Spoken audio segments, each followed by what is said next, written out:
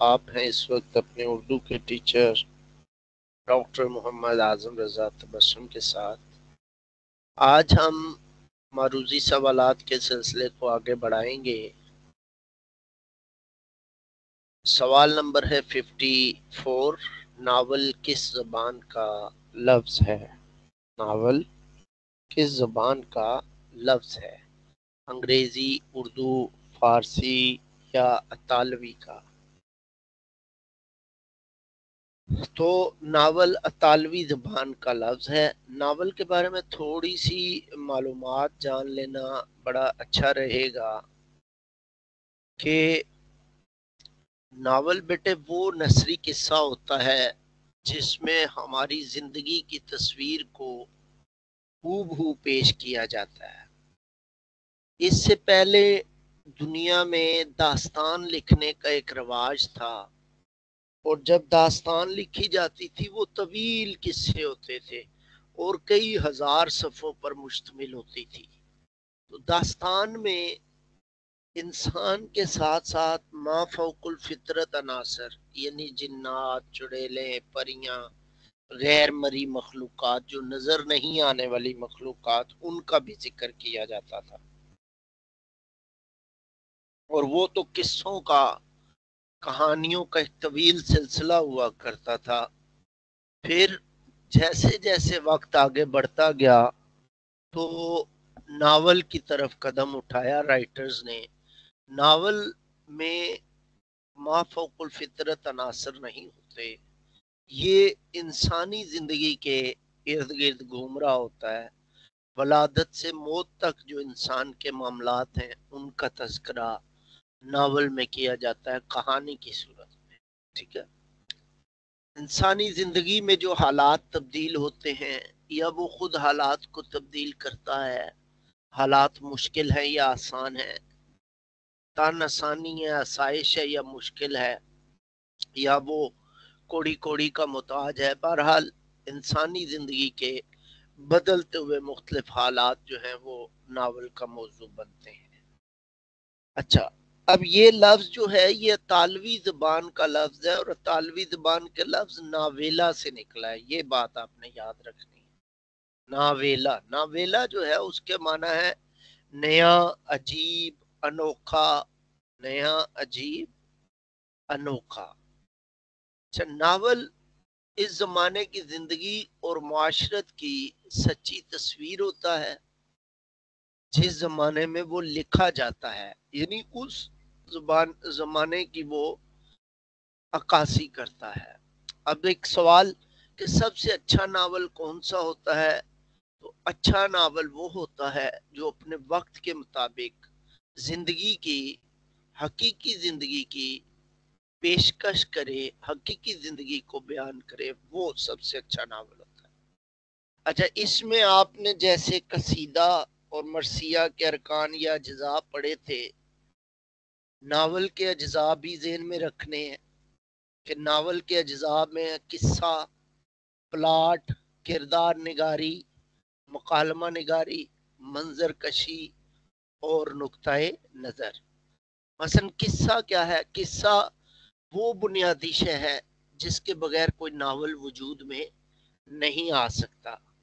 مثلا کوئی واقعہ، کوئی حادثہ، کوئی قصہ فنکار کو قلم اٹھانے پر جو مجبور کرتا ہے، ایک مختصر سی کہانی جس سے انسان متاثر ہو کر سوچتا ہے کہ میں اس کے بارے میں ضرور کچھ لکھوں، وہ قصہ، وہ کہانی جزے لازم ہے اس کا آنا ضروری ہے۔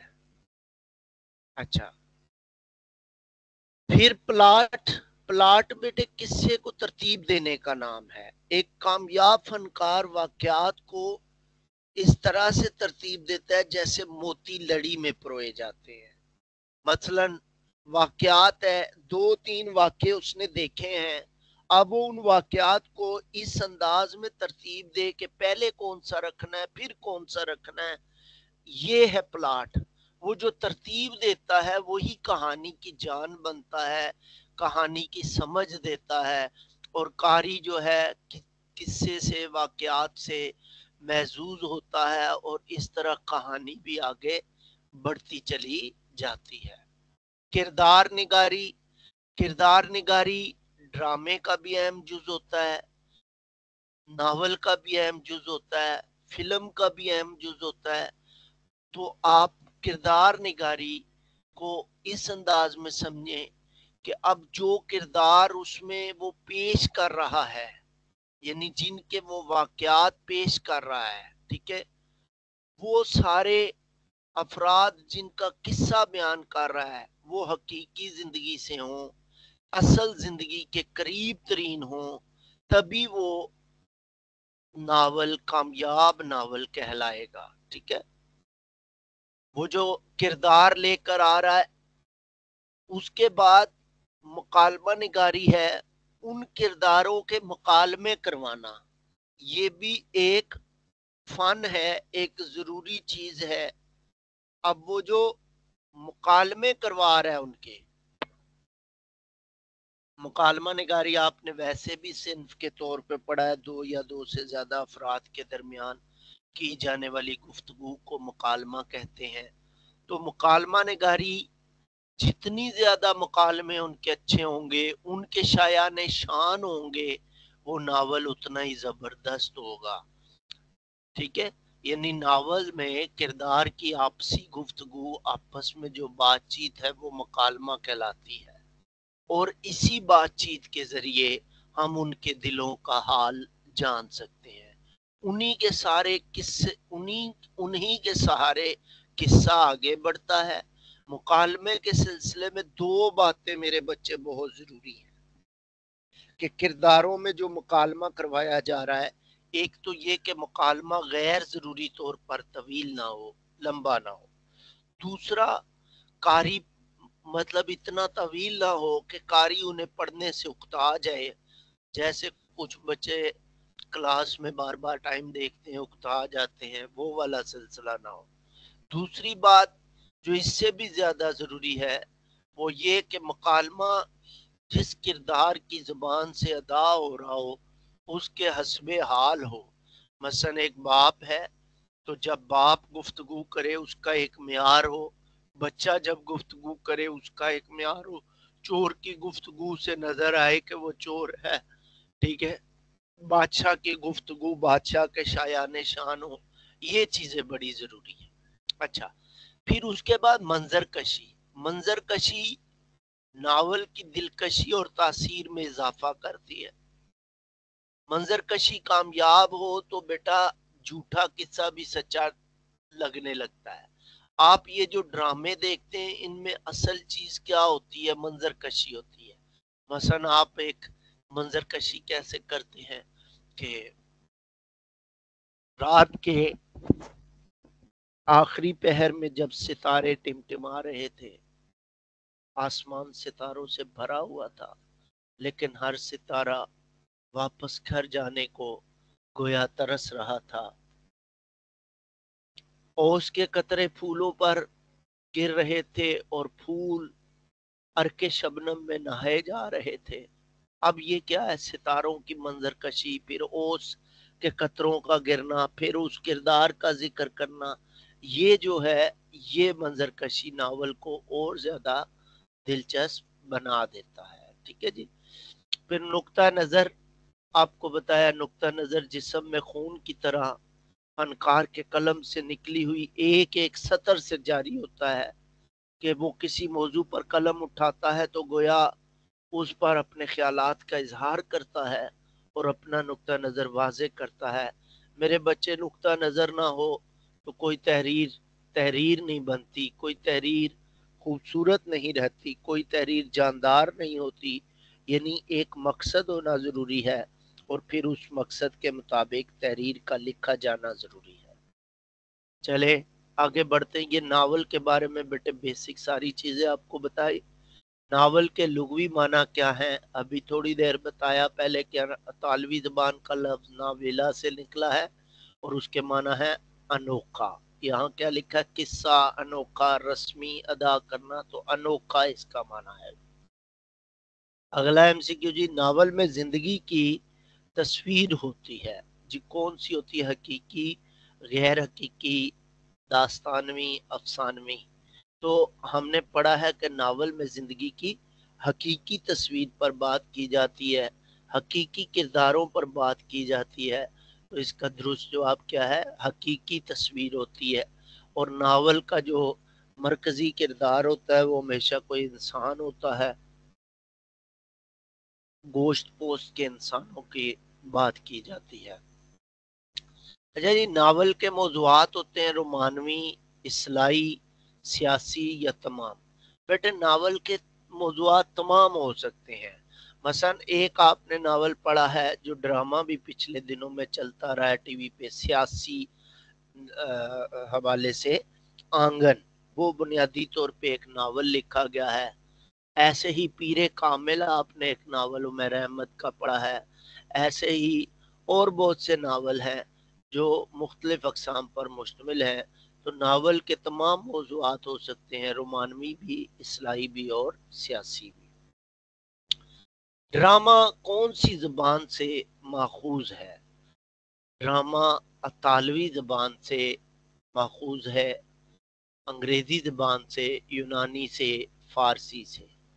تو ڈرامہ بنیادی طور پر بیٹے یونانی زبان سے ماخوذ ہے۔ جیسے آپ کو ناول کے بارے میں بتایا، ایسے ہی تھوڑی سی معلومات ڈرامے کے بارے میں بھی جان لینا ضروری ہے۔ سب سے پہلے تو یہ بات کہ ڈرامے کبھی حقیقت پر مبنی نہیں ہوتے۔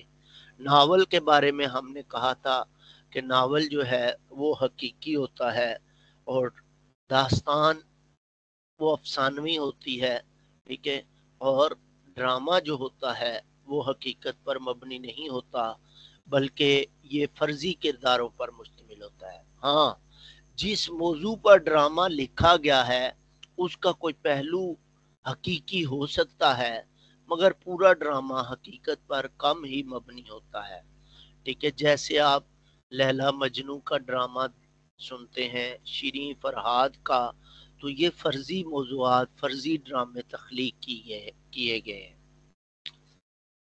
اچھا، اب میرے بچے ڈرامہ جو ہے، کوئی بھی ڈرامہ اس کی بھی کامیابی کے لیے اجزاء ہوتے ہیں، جیسے ہم نے اوپر مکالمہ نگاری، کردار نگاری یہ کیا۔ چونکہ ڈرامہ جو ہے وہ یونانی زبان کے لفظ ڈراما سے نکلا ہے، ٹھیک ہے، اس کو یونانی زبان میں ایسے ہی ادا کیا جاتا ہے جو ان کی ادائیگی ہے، اور اس کے معنی ہے حرکت، عمل یا فعل کے، یعنی کوئی کام کر کے دکھانا، جس کا معنی ہے کرنا یا کر کے دکھانا۔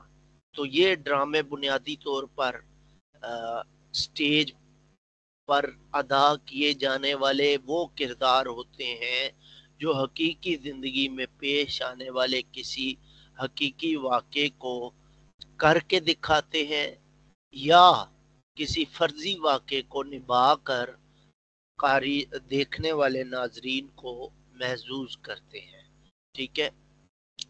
ڈراموں کی دو بڑی قسمیں ہوتی ہیں، ایک ہوتا ہے یک بابی ڈرامہ، ایک ہوتا ہے کثیر بابی ڈرامہ۔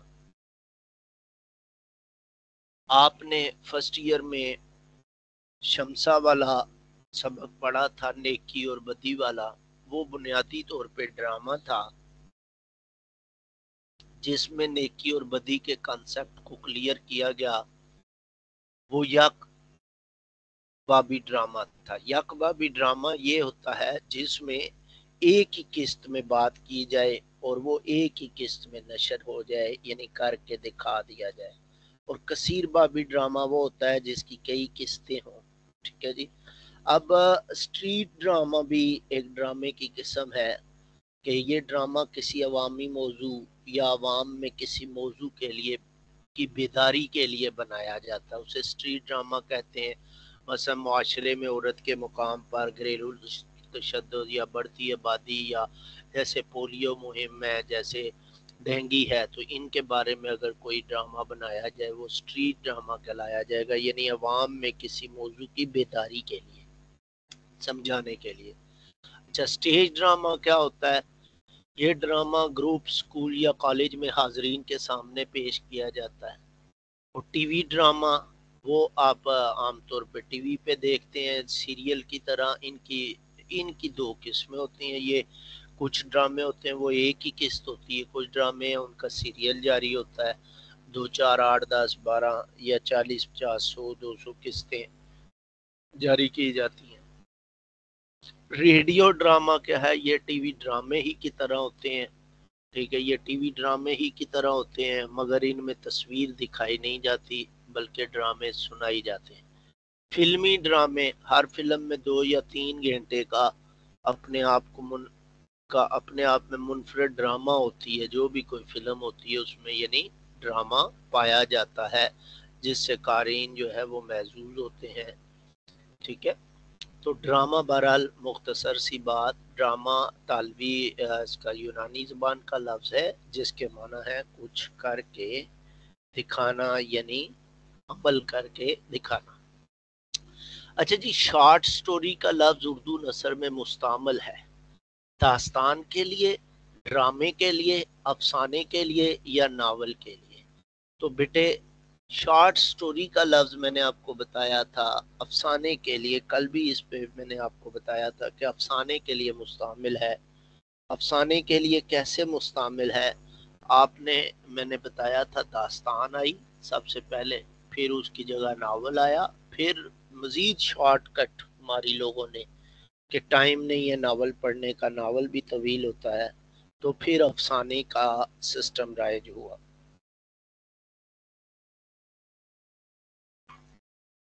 اچھا جی, ڈرامے کا آگے 60 نمبر دیکھیں. ڈرامے کا لفظی مطلب ہے کچھ کر کے دکھانا, آگے نکل جانا, پیش آنا اور خوف کھانا. تو ڈرامے کا لفظی مطلب ہے کچھ کر کے دکھانا. یہ ابھی میں نے آپ کو سمجھایا ہے کہ عمل کر کے دکھانا کوئی فرضی کہانی ہے یا حقیقی کہانی ہے, اس کو عمل میں لے کر آنا, یہ ڈرامہ کہلاتا ہے. عزیز طلبہ, میری دعا ہے کہ اللہ پاک آپ کو کامیاب کرے.